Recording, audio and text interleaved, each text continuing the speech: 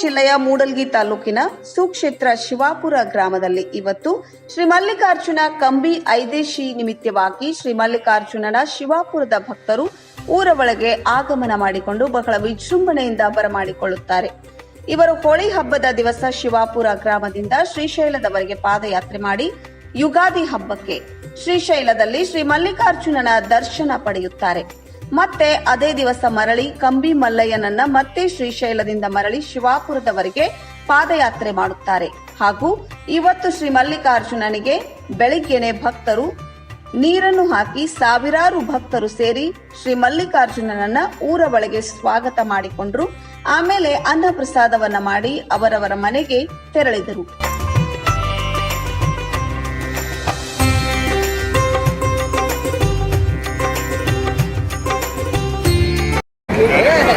ಬೆಳಗಾವಿ ಜಿಲ್ಲೆಯ ಮೂಡಲಗಿ ತಾಲೂಕಿನ ಶಿವಾಪುರ ಗ್ರಾಮದ ಈ ಒಂದು ವಿಶೇಷತೆ ಏನಪ್ಪ ಅಂದ್ರೆ, ಇವತ್ತು ನಮ್ಮೂರಿಗೆ ಕಂಬಿ ಮಲ್ಲಯ್ಯ ಆಗಮಿಸಿದ್ದಾನೆ.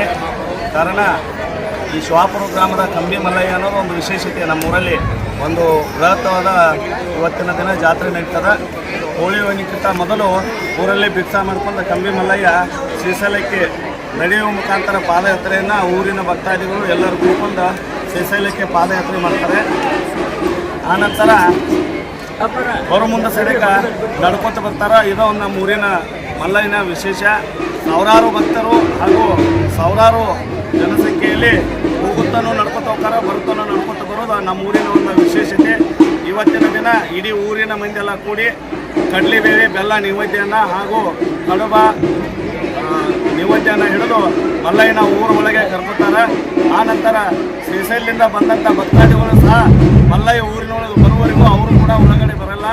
ಇವತ್ತು ಈ ಮಲ್ಲಯ್ಯನ ಊರಿಗೆ ಕರ್ಕೊಂಡು 5 ದಿನ ಪೂಜೆಯನ್ನು ಮಾಡಿ 5 ಅಂತ ಊರಿನಲ್ಲಿ ನೈವೇದ್ಯವನ್ನು ಮಾಡಿಕೊಂಡು ಈ ಮಲ್ಲಯ್ಯನ ಶ್ರೀಶೈಲ ಮಲ್ಲಿಕಾರ್ಜುನ ಈ ಒಂದು ಜಾತ್ರಾವನ್ನು ಅತಿ ವಿಶೇಷತೆಯಿಂದ ನಮ್ಮ ಶಿವಾಪುರ ಗ್ರಾಮದಲ್ಲಿ ಆಚರಿಸ್ತೀವಿ.